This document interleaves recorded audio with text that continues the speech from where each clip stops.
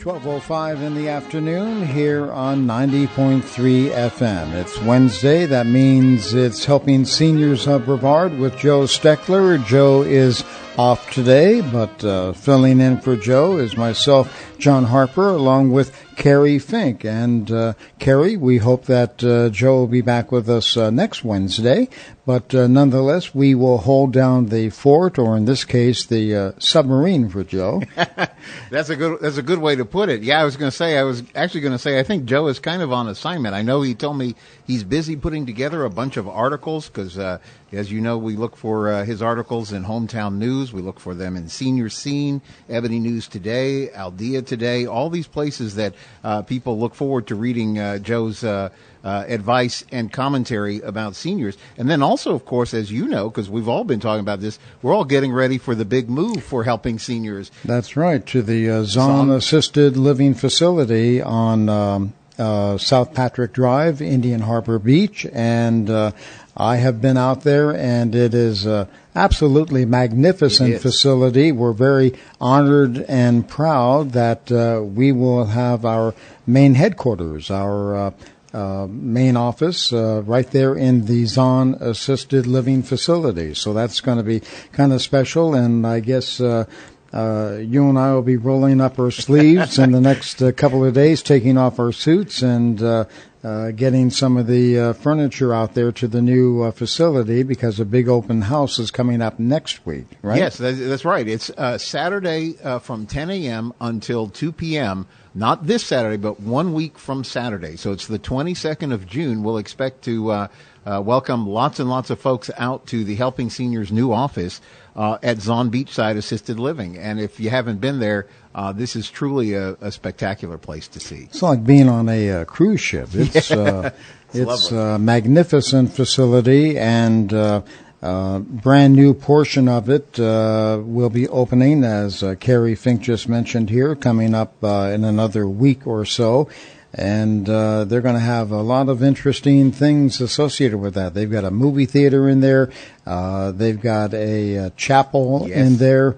And they've added new residence facilities as well. So they're going to be able to take on more residents. And it's going to be a facility designed to have other vendors in there. To help out the senior population. Yeah, one of our partners in Helping Seniors of Brevard, Debbie Fisher with the Brevard Relocate Realty. You know, she's an expert. They call it an SRES, but a senior real estate specialist. She's going to be in one of the offices that's in that section that we're in. So it really looks like they're going to have a really nice senior resource center there, and just honored that we get to be part of all that. It's going to be very special, and again, we are very honored to be a part of that. And the Helping Seniors of Brevard organization is really looking forward to that. I know, Kerry, you are, I am, all the other folks on the board of directors, and everybody else that we come involved with on a daily and weekly basis. So good news, good things happening for not only Helping Seniors of Brevard, but also the Zahn Assisted Living Facility. That's Zahn, Z-O-N, Assisted Living Facility on South Patrick Drive in Indian Harbor Beach. By the way, a lot of people may be saying, where exactly is that at, if they've not been by that location lately. That's where the old Doubles Hoagies restaurant used to be. And you would never know that, they totally tore it down, but they have really built an incredible facility. So if you got some time, as you said, Kerry, a week from this Saturday. That's right. They're having open house, and why don't you stop on by and say hi. It'd be a good chance, good opportunity to do so. Coming up this Friday, Kerry, is a special day because it's World Elder Abuse Awareness Day. It's one day out of the year when the whole world, I believe, voices its opposition to the abuse and suffering that sometimes is inflicted on some of our older generations. Yes, and I am so honored that we have in the studio with us today Theresa Russell, who works with the Department of Children and Family Services, and specifically the Adult Protective Services Division. And we've served together in a lot of capacities, like the Brevard Commission on Aging. And she is the go-to lady when it comes to everything. She's the organizer. She's been behind the world, what we do here in Brevard County. We call it WEAAD. That's how they bring the whole World Elder Abuse Awareness Day thing down. And welcome to the show. Thank you. It's a pleasure to be here. Yeah. So one of the questions that we were going to ask to kind of get started for people who are not aware, this is the 10th annual community fair that's coming up. But how did this get started, and who proclaimed this to be the day, and all those kind of things? Well, actually, it kind of started. It was a dare by my boss 10 years ago it was going to, June 15th is celebrated worldwide for World Elder Abuse Awareness Day. And she challenged me with, so you're the operations management consultant now for Brevard County. What are you going to do for World Elder Abuse Day? I was like, well, first I'm going to have to research it and find out what it is. And then it was trying to find a way to bring awareness and education to the community.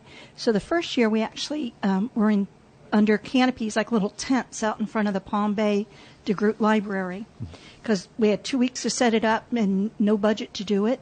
And I just called upon our community providers, and they came out with me, and that was the first of it. Wow. And so, one of the questions, because you've done a lot and organized a lot of seminars where you have pulled together professionals and that you explain and you talk about this topic. And a lot of times, I guess, when people think about elder abuse, John, they're thinking about physical abuse, but there's so much more to it. How, as a person that's worked in this area for a long time, helping people through this, what are some of the things that constitute elder abuse? Well, there are three distinct sections of elder abuse. It's abuse, neglect, and exploitation. Abuse can be mental, physical, can be by a family member, a caregiver, someone in a facility. It can be intentional, non-intentional, just not doing something properly and the person gets hurt. Neglect is a willful act, not doing something that this person needs to meet their needs, their daily needs. And then, of course, exploitation is using, taking, or a number of ways to exploit a senior, but mostly it's someone taking their money to pay for bills or other things other than that which belongs, those bills belong to that senior, using their money for something other than their care or their needs. We're talking to Theresa Russell and Kerry, Fink, and I'm John Harper, talking about the United Nations General Assembly that has designated this Friday as World Elder Abuse Awareness Day. And Theresa, how many Americans in our country alone have experienced some form of elder abuse? It's estimated that 1 in 10 Americans age 60 and older are a victim of some type of abuse, neglect, or exploitation. It's very unreported. Is elder abuse, Theresa, something that is only seen at this level in our country? Is it worldwide? I've often been told that, for example, the Japanese culture highly reveres their elders, and they make sure they're well taken care of. I'm not sure if that's correct or not, but what have you seen throughout your service here in the community? Well, talking about in Japan and in other Asian countries, it was their tradition to respect elders. But in fact, in areas where they had, China had the imposed where you could only have one child because they were overpopulating. The country just couldn't support it. Yeah. Well, now they found with that just having the one child, if that child has moved away, there's actually a law in place now. Once a year they have to go back and check on their parents because the parents were being neglected and left without any kind of support. So it is worldwide. Wow. Well, that's hard to believe that an elderly person, Kerry, would go for an entire year without being checked on and to see whether or not they need medical care, let alone food and nutrition. Well, when you think about it, it's interesting because I know I've heard from Joe as he reviews all the calls that come in on the our senior information helpline, which probably now is a good time to hand that number out. So if you have a pencil handy, the Helping Seniors Senior Information Helpline, and it's a free call here in Brevard County, is 321-473-7770. That's 321-473-7770. My point was that Joe picks up a lot of calls, and they come from from adult children of parents who live in other areas. So they might be, Chicago, New York, California, and they were down visiting mom or dad because they're busy wherever they are. And now all of a sudden they're scared because mom or dad isn't doing really well, and they're calling in because they're not sure what to do next or who to trust. And that was the whole thing that I wanted to actually ask you, Theresa, if you would comment. Like, you must get a lot of those same type of calls as well. Absolutely. And it's actually frightening how many of them we don't get, because a lot of people will say, hey, I call mom every day or call mom once a week, and she seems fine. And then it's always, well, what was your conversation? Well, did she eat? Did you specifically say, what did you have today? Because, your parents don't want to burden you, or they don't want to feel like they need assistance. So they're not always honest in the help they need. If you suspect that something's going on with your parents, and now with all the scams, it just came from a meeting this morning where the state's attorney's office was talking about all the new scams that are out there, specifically targeting seniors. If you believe that your parents, grandparents have been a victim of that, you need to call and have someone check on them. Because as we age, they're different. I mean, somebody can say, oh, they have dementia, they have Alzheimer's. There are different degrees. We all, as we know, as we get older, begin to forget things, or maybe our judgment changes. I had a case where my mom, she was actually scammed out of $80,000. And to me, that was just unbelievable, because I go around training everyone here in our community about that. She lived in Miami-Dade County, and unfortunately my sisters who were caring for her forgot this is what I do for a living. And she raised 7 children, she was on the library board, the Miami Women's Club.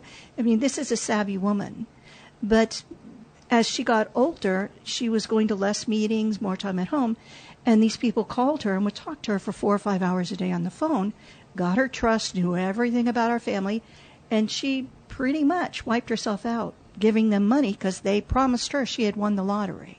Wow. Yeah. Incredible, Can Theresa. happen to anybody. It sure can happen, no matter what your education level, no matter your involvement in the community, in world affairs, no matter what it is. It can happen. I know something not exactly like that, but something similar almost happened to me. If I had not mentioned something to a good friend of mine, I could have been taken. So it can happen to anybody, and no matter what your age. I'm always surprised. I'll get calls on my DCF state cell phone with people trying to do those scams. And I always repeat, do you understand who you called? And it goes right over their head. No, but you could win it. They still go on with their pitch. Theresa Russell is with us.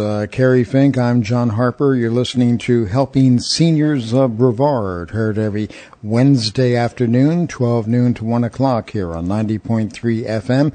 Joe Steckler, the host, is on assignment, and he'll be back next week. But in the meantime, Kerry, Fink, and I are managing to steer the submarine through calm water, we hope. Right? That's right. And so we're going to come back and we're going to specifically talk about this event. So go ahead and mark this on your calendar if you have not already. It's this Friday. This Friday, it's June 14th. It all happens at the Melbourne Auditorium. And if you have been there before, you already know what I'm talking about. But if you have not been out there, this is a fantastic opportunity. Theresa and her team, they bring everybody from all around the county for this community information fair connected to World Elder Abuse Awareness Day. And we're going to talk about that, but I want to stay on this topic for just a moment since we're kind of unpacking what goes on with senior scams and things like this. Now, if somebody suspects that something is not, it could be a neighbor. When we're at senior expos and things, we'll hear people say, listen, I'm all right, but I'm concerned about this lady who lives, 2 doors down. She's all by herself, and I'm worried about this. When you see something that makes you concerned about a senior, what is the right tactic to take? What should we do? Well, the proper thing is see something, say something. There are two sides, actually, to the Adult Protective Services part of DCF. One is the investigation of abuse, neglect, and exploitation, and the second is the services part, where we have service workers that will go out and sit with people, assess their needs, and get them hooked into community services. They're kind of like your 411 of the services that are out there. If you need your driver's license renewed or if you need a birth certificate to have something happen, they'll help you do that. If you're not from here, you need to know the address to send, where to get your birth certificate from your home state. They'll walk you through Medicaid forms, like where you have to go to get them. Some people just need help filling them out or understanding where do I get services from. It's just kind of walking people through the process of it so we make sure that everybody knows what's out there. Theresa, it can be overwhelming. There is so much that needs to be done no matter what age you are. It's good to know that an organization such as yours and people like yourself are able to lend a hand to help people manage and negotiate through sometimes this maze of paperwork and things that are involved, whether it be, as you said, a driver's license, a Florida ID, you name it. It can be overwhelming. John, one of the things that was a surprise to me as I got to know Theresa and the work that they do there is I always thought, and I guess maybe people do, there's a fear when you hear DCF, they're gonna take my mom out of her home, and it's you have all these fears, and you explained to me that that's absolutely not what happens. No, not at all. To remove someone from their home is kind of our last resort. The idea of DCF, when you call DCF to go out, we're not there to prosecute anybody for abuse, neglect, or exploitation. We do investigate that. We can work with local law enforcement if needed. But the idea is to stop it from happening again. And is it happening through somebody purposely trying to do it or through not understanding what they're doing and the best way to help someone? So that's mostly what we do. A lot of it is kind of on the social work side, although we have investigators. But it's letting people know that you can be happy and healthy and safe in your home. And that's what we want for you. Because it's much cheaper for the state, for the country, for someone to age in their home, not to be taken into a facility. And then for that, and people are much happier and do much better when they remain in their home. Theresa, you mentioned the investigators who may be assigned to come out and look into a situation. Do they go over then with the loved ones, the caretakers, whatever, what some of the violations are, how to correct them? How do they make this negative and turn it around into a positive? When the investigators go out, they're investigating something that has happened. So they're going to be looking into, okay, what was going on, who knew about it, what's the responsibility or role of people involved in it. And again, sometimes it's because someone just didn't know that this occurred. We also find we have people who are caregiving for a loved one. That's a 24-hour-a-day, 7 days a week job. If you have somebody who has a form of dementia, they may only be sleeping 3 or 4 hours at a time, and you don't have that same schedule. If you don't have help in doing that, we can all get tired and impatient. So it's getting services. It's to kind of get the whole family involved in how do we make this better. It's not about blaming someone for what's happening. It's about finding how do we fix that so it doesn't happen again, and not just getting services for the senior, but getting services for the family that is supporting the senior. Theresa, we want to remind folks how to get in touch with your organization. What's the best way to have that involvement? What do they need to do? You call the hotline, which is 1-800-96-ABUSE, ABUSE. Again, 1-800-96-ABUSE. All right, that's kind of easy enough to remember. Kerry, you mentioned at the outset of the program that this coming up this Friday, June 15th, has been designated the World Elder Abuse Awareness Day. And Theresa Russell, I know a lot of things are taking place throughout the country. Are you in touch with other organizations throughout the country? And does this problem vary state to state, or is it something that is typically seen throughout the country? It's throughout the world. Throughout which is the world, why, I should say, yeah. Which is why they have it's World Elder Abuse. Yeah. The official day is June 15th, which will be Saturday. We're going to have our event on June 14th, Friday, because we find Fridays are a good day to have events and have our seniors come, and I get all my vendors there, all my service providers can be there. This year we're going to have over 60 service providers, people who do different things for people who want to age in place. Who want to remain in their home, whether it be changing out their bathroom, providing services to come into the home to help them. We'll also have some facilities there because there is a point sometimes where you can't meet your needs in your house. And you'll need that 24/7 care and maybe that extra nursing assistance or some other assistance. So we want people to know of all the options. And the biggest thing is to make plans for your future. We made plans for our first day of school. We should make plans for our last days. And it's what you want, because the variety of facilities and teams that come out and help you, and it's just amazing what we have in our community. It's good to know, Kerry, that we do have that and those resources available to us in the community. And from the Helping Senior side, we're really looking forward to being out there. I don't know if you remember, John, a couple of years ago when we first started with the car raffles that Joe has been so effective at organizing as fundraisers for Helping Seniors. We started the day with a big event out there like that, and it's really amazing to meet the people who come out. There are so many things that you have lined up there. Tell us about some of the. I know there's some driving there. There's all kinds of things that you have on the plans for what's happening there. Friday, 10 a.m. to 1 p.m. at the Melbourne Auditorium this Friday, the 14th. Yeah. Well, it starts with free breakfast. So anybody who comes in, as long as it lasts, we have a couple of sponsors for our breakfast this year. Kathy with the State's Attorney's Office, Spicer, will be there. We're going to do coffee with Kathy at 9:30. So she'll just be there to answer questions of anybody from the State's Attorney's Office. We're going to have CarFit there this year. It's an organization. They'll be out in the parking lot. You drive up in your car, and they're going to make sure that your car fits you. They understand all those buttons and tweaks and Twitter That's kind things of interesting. that happen in your car. Yeah, all those. It took me a long time to figure them all out in my car. So this is a group of people that are certified to help people. So you just drive up, and they will make your car fit you. Let's hope they teach folks how to use the radio and tune into us. Absolutely. Love it. All right, and that is coming up this Friday. Yes. And again, that location? Melbourne Auditorium, 625 Hibiscus in Melbourne.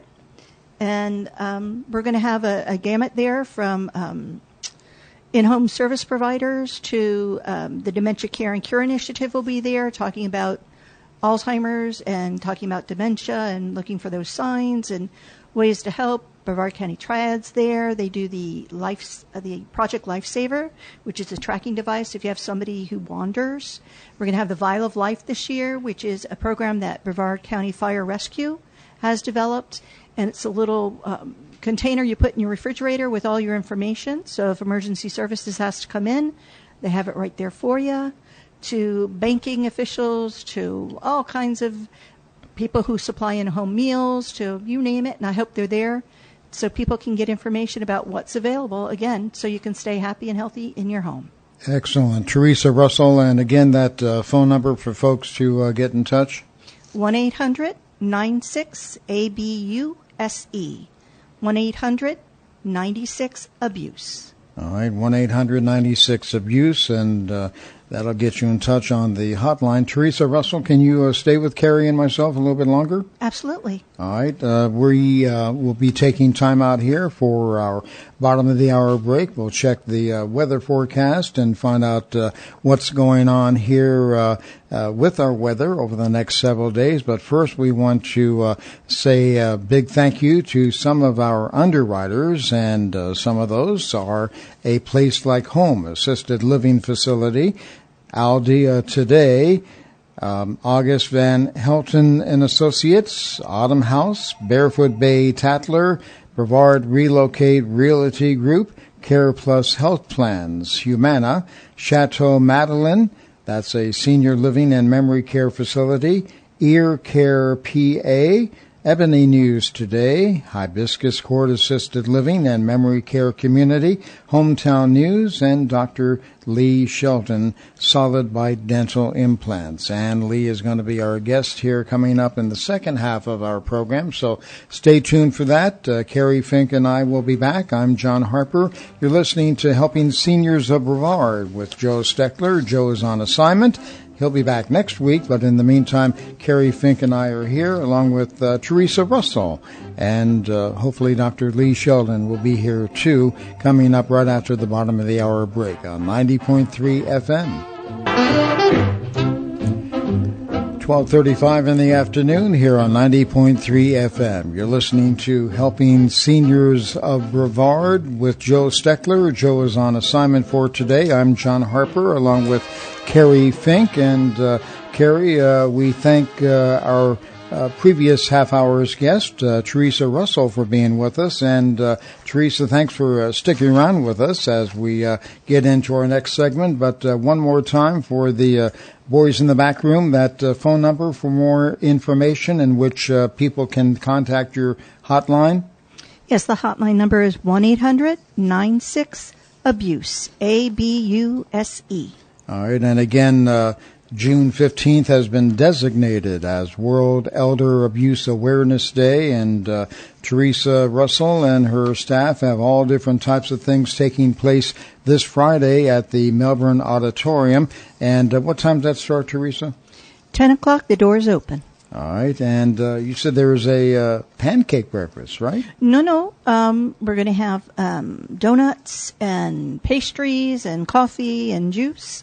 And then about 11:45, we'll have a lunch. Oh, okay. That sounds great, Kerry. It's an amazing day, and remember, this is free admission, free parking. It's just a chance.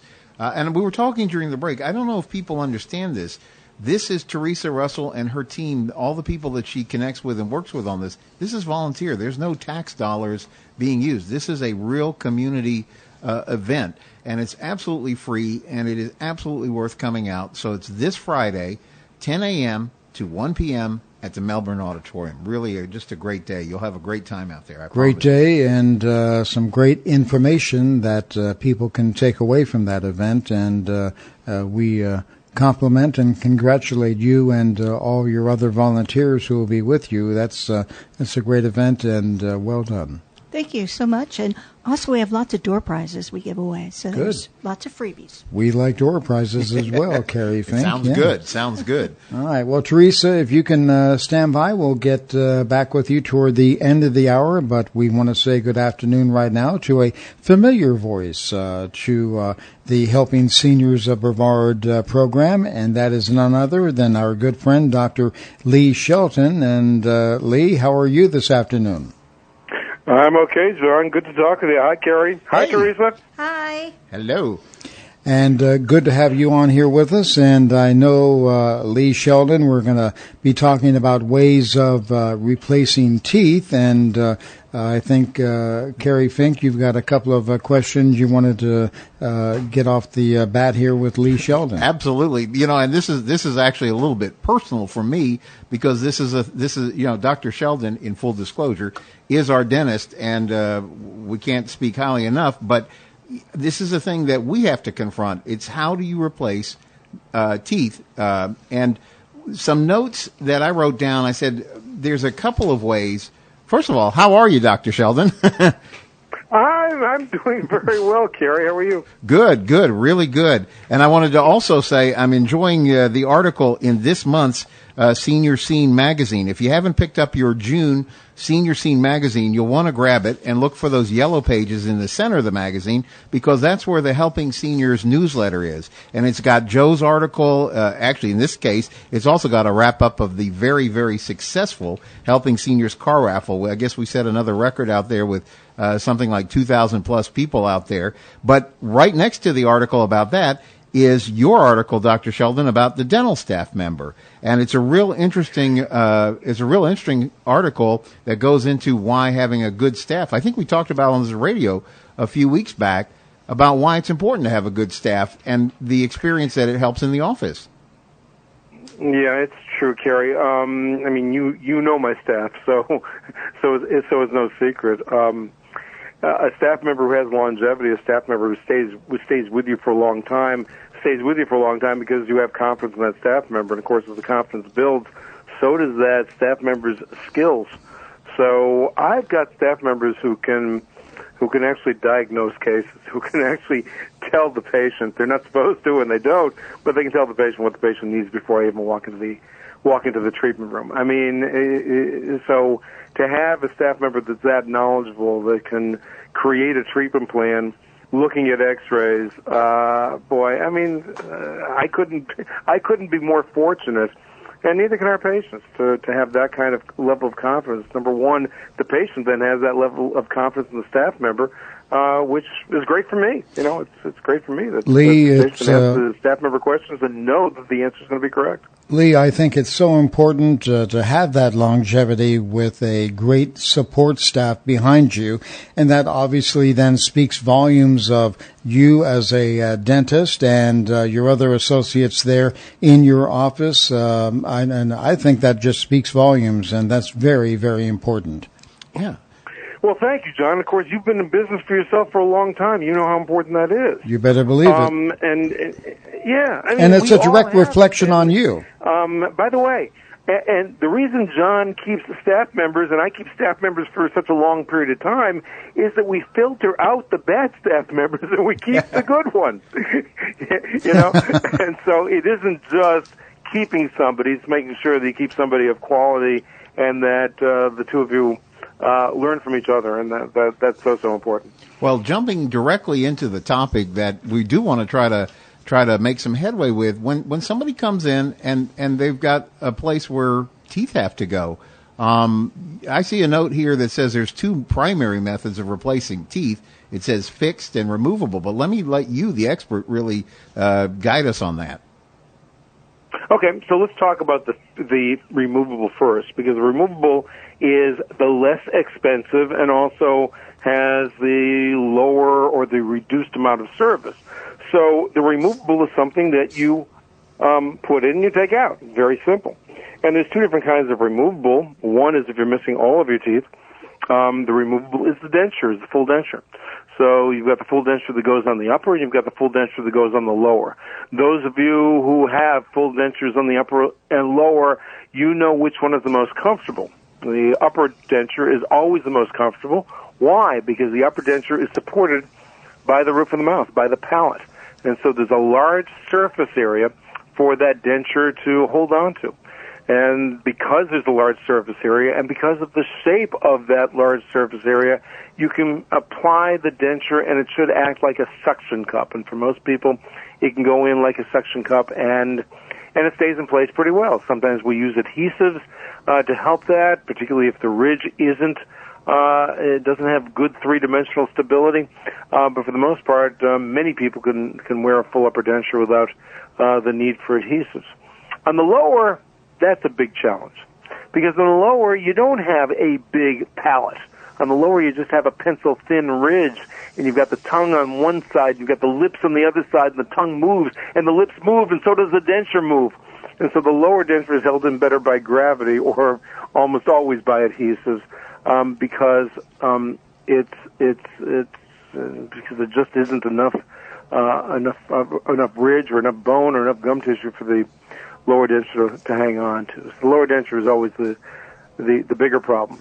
The other type of removable is the partial dentures. That means that some teeth remain and some teeth are gone, and we utilize those teeth to clip something onto. So we have something that's removable, and we can place a clasp around some of those teeth in order to be able to keep that denture from moving. And that can happen. That goes both on the upper and lower. It's less expensive. Why? It requires less work to create that. It requires less laboratory time and less doctor time. Understand that you're always paying us for the amount of time that we're spending with you. and it's a lower level surface simply because it's a lower amount of time that's necessary. But it's also a lower level surface because it's removable. It moves around a little bit. It puts stresses on those teeth that are clasped to. And so you find that teeth will break or teeth will loosen as a result of wearing a partial denture for a long period of time. So that's it. It's pretty much partial denture clip to teeth, and it's full denture that fits directly on the ridge on the upper and lower. So that's the removable. And that was a big, long lecture. How clear was I on it? I thought that was, for me, that was a good initial description. What do you think, John?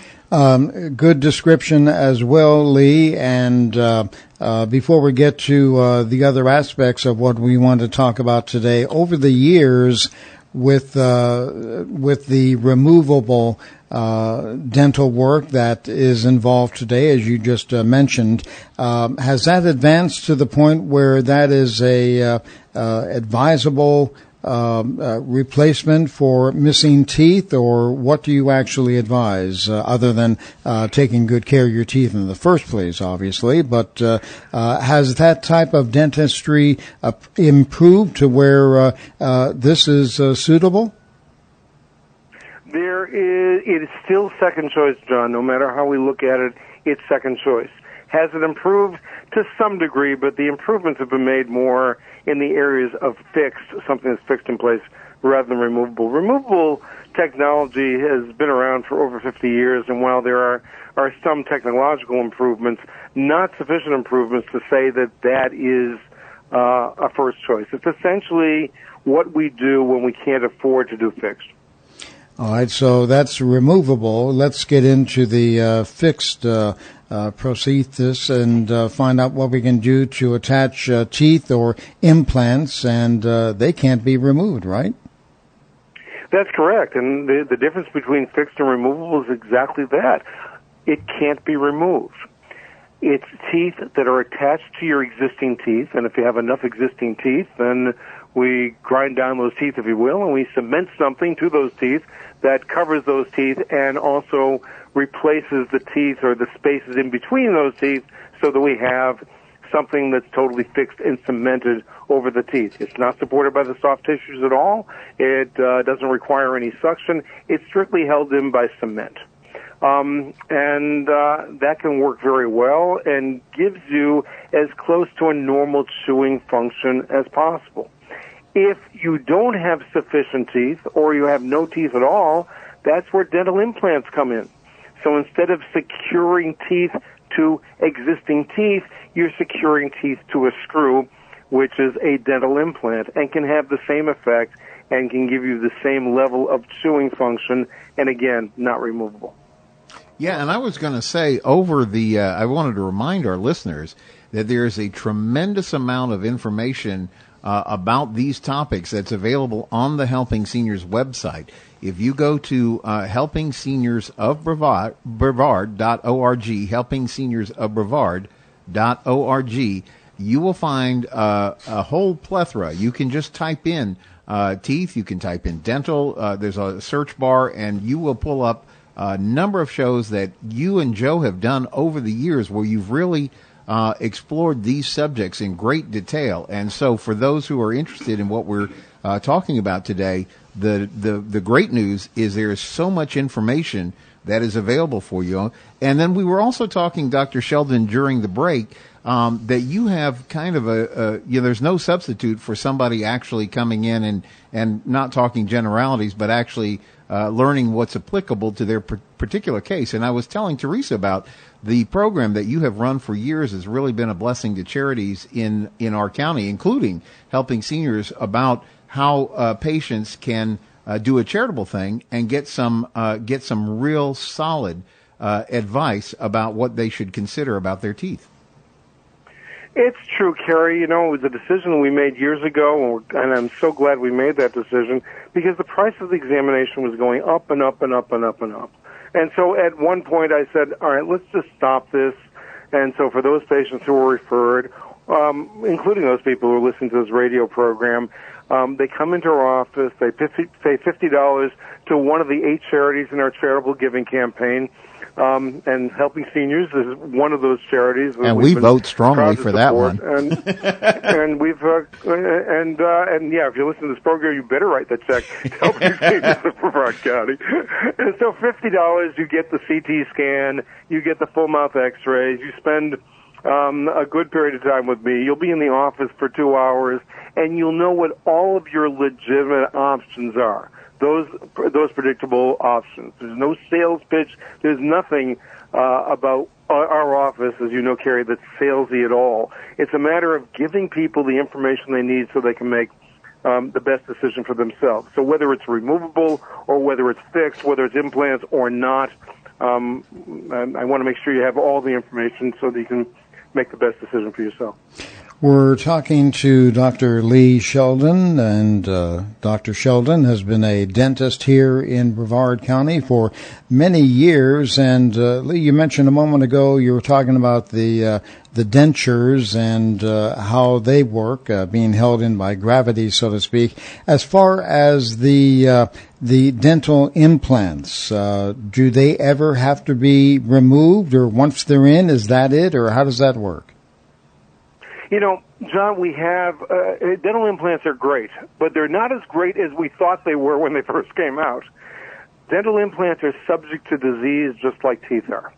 And so, for the most part, people will keep them for a lifetime, but if for example, you have lost your teeth due to periodontal disease, you are subject to peri-implant disease as well, losing bone support for the implants, and and for that reason, frequent maintenance, meaning taking good care of your teeth at home and coming in to your hygienist for cleanings on a regular basis and make sure you're examined by the dentist, is important in order to be able to maintain the longevity of dental implants, just as it is for teeth.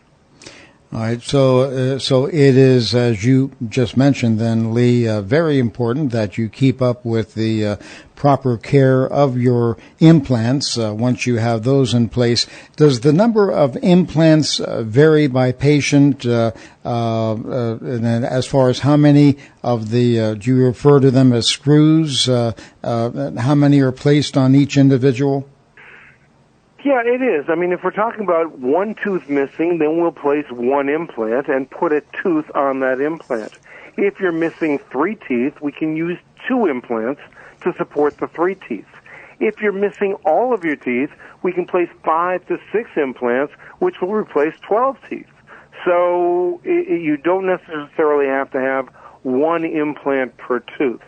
It's a matter of diagnosing and determining what teeth you can keep and what teeth you can keep predictably. And as you both know, I'm very much into saving teeth. You know, that's the first thing is saving teeth. And we did a show just a couple of months ago talking about too many teeth are being extracted, and they are. So it's a matter of doing diagnosis and really looking at a case and determining how can a tooth be saved, whether a tooth can be saved predictably, and making that decision first before we extract teeth and put dental implants in. You know, that arguably that was one of the things that was fascinating when you were referring to that. It was actually, I think there was a radio show, but there was also a TV show you did on just this topic about are too many teeth being extracted. And it's an interesting discussion because one of the things that I remember you mentioning in that particular show that I think you did with Joe was you were talking about the fact that that's one of the reasons why in your office you have the ability to have not only expertise in dental implants, but you also have periodontal expertise and then also general dental expertise. So you really can get like a real look at what the best option all the way around could possibly be as you're thinking about things. It's true, and it's neat because, I mean, Jamie just walked in. He's our laboratory technician. He's here. We've got Dr. Furtado's here. He's a board-certified periodontist. We've got my son, and so the 4 of us can get together. We can look at a case together and make decisions. By the way, it isn't always one decision. Part of it is what the patient says, what the patient feels he or she needs, or actually what the patient can afford. And so we've got to look at this from every aspect. The bottom line is that the patient needs to know what he or she is going to get, and that we know that in advance, so the decisions that we made are decisions we can all live with. You're listening to Helping Seniors of Brevard, heard every Wednesday afternoon, 12 noon to 1 o'clock here on 90.3 FM. I'm John Harper. Kerry Fink is here, and we're talking to Dr. Lee Sheldon in this segment. And Lee, where did implants first come into fame and claim? Did the United States develop implants, or was it another country? How did they all come about? Actually, there have been forerunners of dental implants for hundreds and hundreds of years. If we look at, John, if we look at the modern era of dental implants, that actually began in the 70s and was finally released in 1982. And the modern era of dental implants, where we have the predictability, which we didn't have before, really began in 1982, and it was developed by Dr. Brannemark in Sweden. And essentially, he did his experiments on dogs first, not a dentist, an orthopedic surgeon, and did experiments on dogs first, found that with precise drilling techniques and with drills that were exactly the same size as the dental implants, and that was really what the technology was. How do we make the drill and the dental implant to be exactly the same, so they fit together, so the implant fits in the jawbone precisely? That was the modern era of dental implants. That's when it became predictable, and that's when we all started doing them. So it became predictable then, as you mentioned, Lee, in the early part of the 80s. That's right, yeah. And we did our first implant I did my first implant on May 16th, 1986. A red-letter day in my career. That's interesting. You remember that well. Oh, for God's sake, I didn't sleep the night before. I was rehearsing the surgery in my mind the entire night. Lee, what about implants? Were a lot more difficult to do at that time. They came in one length, and so we actually had to measure the patient on the X-ray. We had to cut the implant to the correct length, re-sterilize it, and then put it in. It was a major operation for not for the patient, but for us at that time. Now, of course, the implants have varying widths, varying lengths, and we can put implants in a lot faster now. Is there a mini implant? Is that the correct term for it? There is a mini implant, and the mini implants can be very successful depending upon the use. We use mini implants, for example, as a temporary implant while the permanent implants are in place. Or we can use a mini implant. It has less surface area, so it's not quite as retentive as a regular implant. But if a patient has a full lower denture, we can use mini implants to help support that lower denture, and it becomes a more cost-effective option for those patients who choose to go in that direction. So we're running up actually on the end of the show, but I wanted to ask you, what's a number that people call if they want to get some more information from you? 321-259-8000. 259-8000, 321-259-8000. And Dr. Sheldon, we're going to close out the show real quickly because we have Theresa Russell, who is the organizer for, or one of the chief organizers for, Friday's Community Information Fair. So one more time, tell us the date and time for that. June 14th at the Melbourne Auditorium, and we open our doors at 10, and we have free breakfast and free lunch. We'll be there till 1 p.m. We'll look forward to seeing everybody there.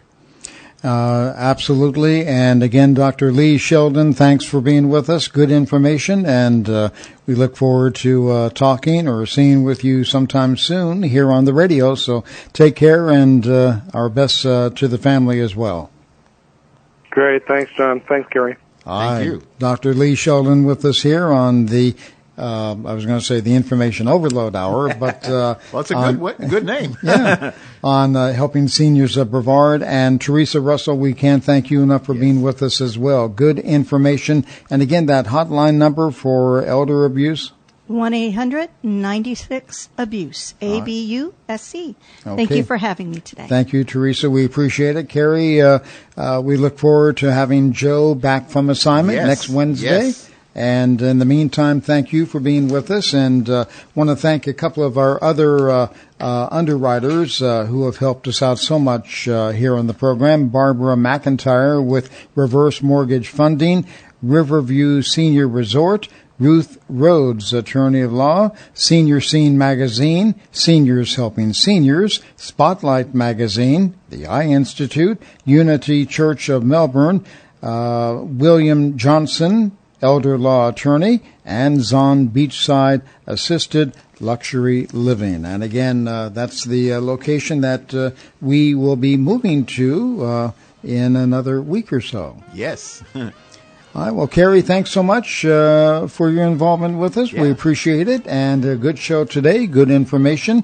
And we'll see all of you on the radio again real soon. And again, Joe Steckler, usually here with us on Wednesdays. We'll be back next Wednesday right here on 90.3 FM and the Helping Seniors of Brevard show. You're listening to WEJF 90.3 FM in Palm Bay. Our time is 1 o'clock.